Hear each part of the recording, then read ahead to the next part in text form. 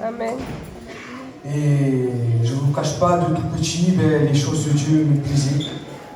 Mes parents n'étaient pas chrétiens, mais ma famille, oui. Et en vérité, j'ai grandi chez mes grands-parents. J'ai passé plus de temps chez mes grands-parents que chez mes parents. Et je passais souvent les vacances chez mes oncles. Et j'ai un oncle qui est serviteur de Dieu. Et je l'ai passé là-bas parce qu'en fait, il a un garçon de mon âge. Et du coup, j'ai passé les vacances avec lui. Et j'allais souvent aux réunions. Et je voyais la différence entre un foyer chrétien et un foyer qui n'était pas chrétien. Moi, mes parents, ils n'étaient pas chrétiens. Et je voyais vraiment qu'il y avait une différence. Et en étant petit, j'avais fait mes prières. J'avais dit, Seigneur, plus tard, quand je serai marié, moi aussi, je vais avoir un foyer chrétien. Et voilà que le temps a passé, comme tout jeune, 14 ans. Et je sortais avec mes cousins.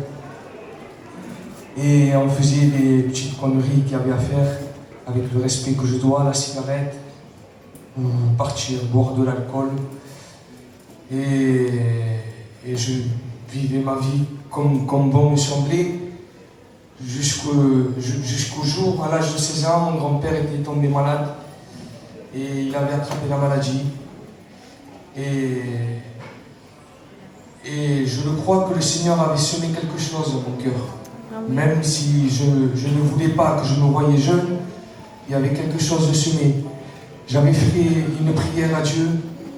Je savais qu'il y avait 2 endroits où passer l'éternité. Et j'avais dit comme cela à Dieu, Seigneur, mon grand-père est malade, il a la maladie. Je savais que Dieu pouvait guérir, mais ce n'était pas celle-là ma prière. J'avais dit, Seigneur, je voudrais que mon grand-père puisse partir auprès de toi. Amen. Et ça n'a pas tardé. Le Seigneur m'avait répondu à ma prière. Mon grand-père était parti auprès de Dieu. Et ça n'a pas été à travers cette expérience, parce que ça a été une expérience pour moi. Ça n'a pas été à travers ça que j'ai donné ma vie à Dieu. J'ai continué ma vie comme bon me semblait, jusqu'à l'âge de 22 ans. En vérité, j'avais tout pour être bien, mais je savais qu'il me manquait Dieu dans ma vie. Eh ben, j'allais aux réunions avec des cousins qui m'avaient dit d'y aller, et j'écoutais la parole et je sortais.